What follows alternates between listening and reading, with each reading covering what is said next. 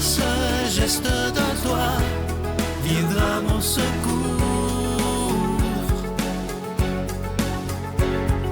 Viens semer dans mon âme le grain de l'amour. Je traverse un désert et je meurs de soif. Montre-moi le mystère qui garde la foi. Bon lundi, bienvenue à votre émission de la Victoire de l'amour. J'espère que vous allez bien en ce 12 décembre. Aujourd'hui, c'est la fête de Notre-Dame de la Guadeloupe. Vous savez, la Vierge Marie qui est apparue dans les années 1500 à Juan Diego, au Mexique. Et il y a toujours un mystère autour de ce manteau de la Vierge. Et le pape Jean-Paul II a nommé la Vierge de la Guadeloupe patronne des Amériques. Alors, ayons pas peur de prier la Vierge Marie, patronne des Amériques, la Vierge de la Guadeloupe, dont c'est la fête aujourd'hui. Aujourd'hui, j'ai le goût de partager avec vous, le titre de ma chronique, c'est « Tout nous est prêté ». Et ça, c'est tellement vrai. Et tu sais, parfois, on a l'impression qu'on a une maison, qu'on a une auto, qu'on a ci, qu'on a ça. Bon, je vous raconte, vous l'avez peut-être vu à l'époque, ça fait longtemps. Mais j'avais eu ce bonheur et ce privilège de rencontrer M. Jean-Robert Ouimet, qui était le fils du fondateur des aliments Cordon Bleu, vous connaissez évidemment. Et c'est un homme, évidemment, qui était très à l'aise financièrement, etc. Et un jour, c'est un homme de foi, de grande foi, M. Ouimet. Et un jour, il décide de prendre l'avion et d'aller rencontrer Mère Teresa à Calcutta, en Inde. Et parce qu'il voulait savoir comment agir avec son argent. Et vous savez ce que Mère Teresa lui a répondu? Il a eu la chance d'avoir un rendez-vous, sûrement qu'il lui a donné un beau don, j'espère. Et oui, d'ailleurs, il me l'avait dit. Et elle lui a dit ceci. Elle était toute petite, il me racontait, et elle lui a dit, même si vous avez beaucoup de sous, sachez que tout vous a été prêté. Et ça l'avait marqué. D'ailleurs, il a fait un livre là-dessus tellement que ça l'avait bouleversé. Tout vous a été prêté. Peu importe l'argent que vous avez, peu importe les biens que vous avez, rien ne vous appartient. Tout appartient à Dieu. Et quand M. Ouimet a compris ça, ça l'a complètement transformé intérieurement. Il y avait déjà la foi, mais intérieurement, ça l'a transformé. On avait fait des belles chroniques ensemble. Je me souviens, il est décédé maintenant. Mais il avait beaucoup appris de Mère Teresa. Et aujourd'hui, ce que j'aimerais vous dire, c'est que peu importe ce que nous avons, que ce soit matériel, peu importe, dites-vous que ça nous est prêté et que nous devrons un jour répondre de ce que nous avons fait de ce que nous avons. Vous comprenez? Il y a des gens, j'en nommerai pas, mais j'en connais. Sûrement vous en connaissez. Je connais des gens, moi, qui ont énormément d'argent, mais jamais ils vont partager. C'est que pour engranger. Vous en connaissez sûrement. Et ça, je dois vous dire que je trouve ça scandaleux. Quand les gens ont ce privilège d'avoir énormément d'argent et de ne pas aider quelqu'un qui est dans la misère, ça, pour moi, c'est un non-sens. Parce que cet argent-là, même si vous avez travaillé fort pour la gagner, rien ne nous appartient. Tout nous est prêté. La journée où on comprendra ça. Ah, et Mère Teresa avait expliqué à M. Ouimet, et ça, c'est très important. Elle avait dit, moi, que les gens soient riches ou pas, ça ne me dérange pas. Ce qui me choque, c'est le gaspillage. Puis elle avait même dit, des gens riches s'en prennent pour pouvoir aider les autres. Alors, je m'adresse à vous aujourd'hui qui avez ce privilège peut-être d'avoir des moyens financiers assez énormes. Gardez pas ça pour vous. Il y a tellement d'œuvres qui ont besoin de vous, tellement de personnes qui ont besoin d'être aidées, surtout en cette période de Noël. Laissez votre cœur parler. Notre Père qui es aux cieux, que ton nom soit sanctifié, que ton règne vienne, que ta volonté soit faite sur la terre comme au ciel. Donne-nous aujourd'hui notre pain de ce jour. Pardonne-nous nos offenses, comme nous pardonnons aussi à ceux qui nous ont offensés. Et ne nous laisse pas entrer en tentation, mais délivre-nous du mal, car c'est à toi qu'appartiennent le règne, la puissance et la gloire pour les siècles des siècles. Amen. Je continuerai à croire, même si tout le monde perd espoir. Je continuerai à aimer, même si les autres parlent de haine. Je continuerai à construire, même si les autres détruisent. Je continuerai à parler de paix, même au milieu d'une guerre. Je dessinerai des sourires sur des visages en larmes. et je tendrai les bras à ceux qui se sentent épuisés. Oui, je continuerai à croire. En cette période de Noël, je suis tellement content de vous parler de ce magnifique cadeau du mois. Je vous en parle depuis quelques semaines déjà. Il s'agit de l'étoile de Bethléem, une exclusivité de la Victoire de l'amour. Vous le voyez à l'écran, c'est un beau bijou. L'étoile, elle est en cristal. Ça vient avec la chaîne qui est en acier inoxydable, donc elle ne ternira pas. Le bijou, il est déjà béni. Évidemment, il y a toujours l'Ange de Noël, collection 2022, qui est en épinglette, orné de zircon. Il est en cristal également.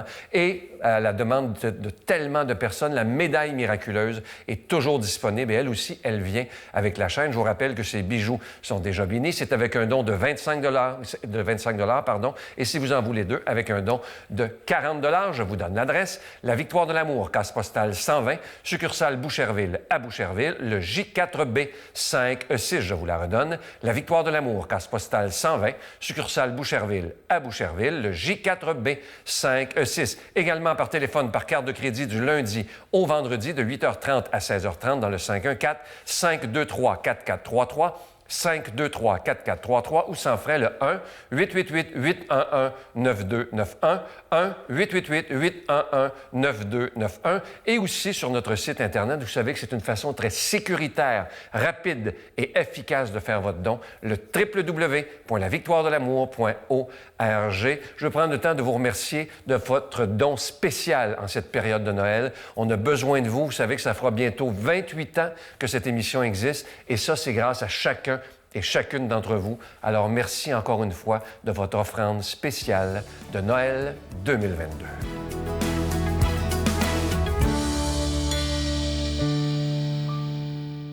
Mon Dieu, donnez-moi la sérénité d'accepter les choses que je ne peux changer, le courage de changer les choses que je peux et la sagesse d'en connaître la différence. Amen. Aujourd'hui, la parole de Dieu est proclamée par quelqu'un qu'on apprécie beaucoup, le Père Gauthier.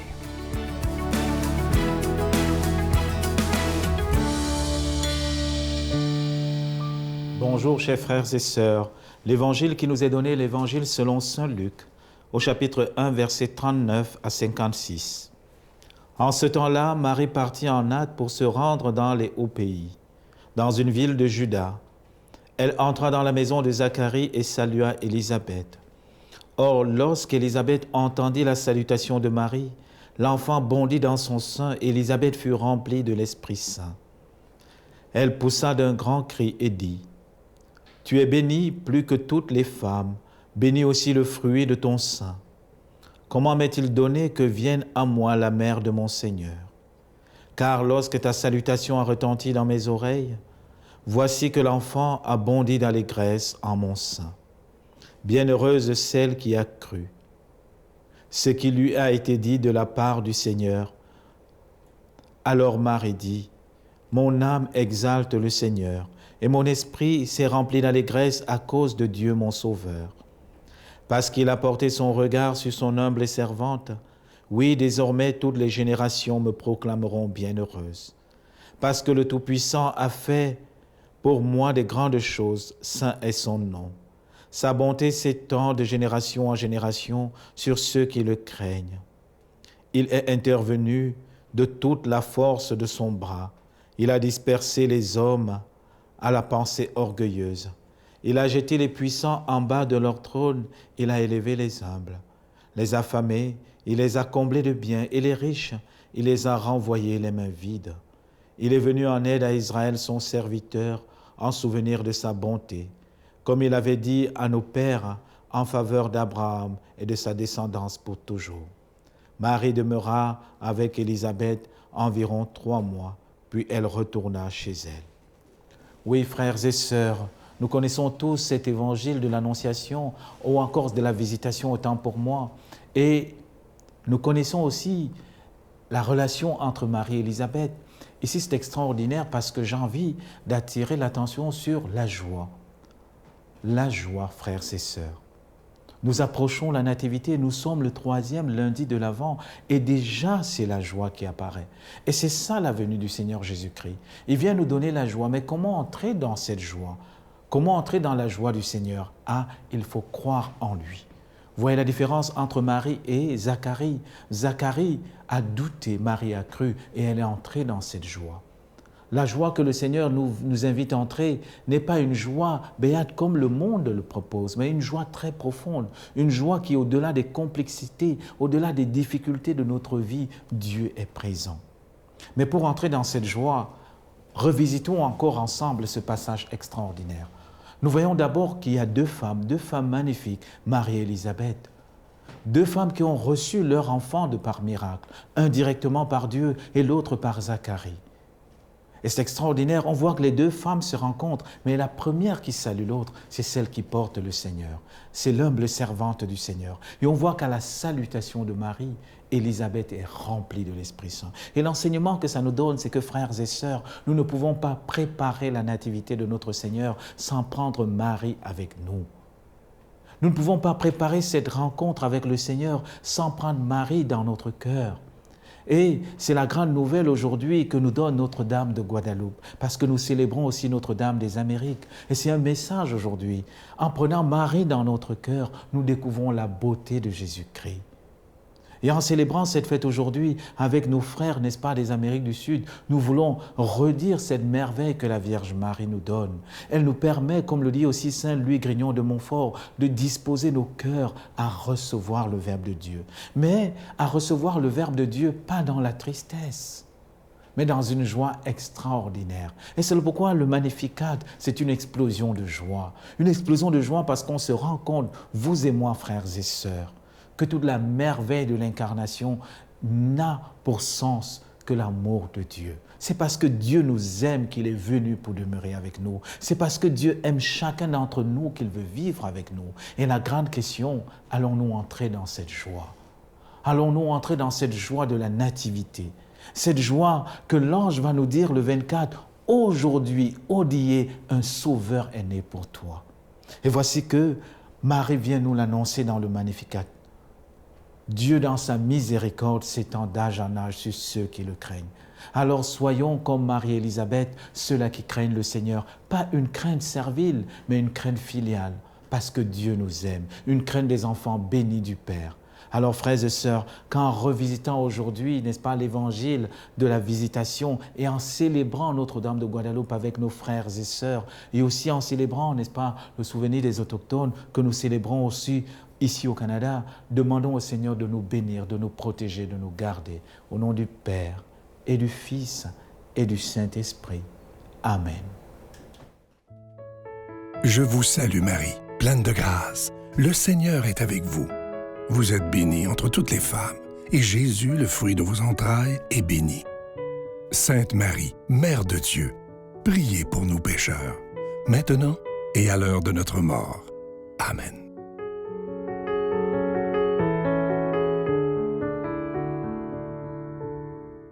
En terminant, je veux aussi vous dire, parce que je vous ai dit tantôt que je connaissais des gens qui ont beaucoup d'argent, tout ce qu'ils font, c'est engranger. Mais j'ai ce bonheur de connaître aussi des gens qui ont réussi dans la vie d'une façon extraordinaire, qui ont beaucoup de sous aussi, mais qui, eux, partagent d'une façon extraordinaire avec beaucoup d'œuvres et ils le font de leur vivant. Et ça, je trouve ça absolument magnifique. Et à vous aussi, je sais que vous êtes quelques-uns à aider la Victoire de l'amour. Je veux prendre le temps de vous remercier. À vous qui avez beaucoup réussi, mais aussi merci à tous ceux qui, selon leurs moyens, aident la Victoire de l'amour. C'est ça qui est beau. Moi, ce que je vous dis toujours depuis bientôt 28 ans, c'est que si chacun fait ce qu'il peut, avec les moyens qu'il a, moi, je suis sûr qu'on est là pour des dizaines et des dizaines d'années. Ça, j'en suis convaincu et c'est une intuition très forte que j'ai en moi parce qu'on est une belle famille. Je vous souhaite une belle journée et préparons-nous à la fête de Noël qui arrive bientôt. Bye. Parce que j'ai la foi, je me dis, ça se peut pas que la vie m'ait amené, tu sais, tellement de défis. Puis là, j'arrive sur mon X. Dans Léa, ou ici-bas, l'amour durera toujours.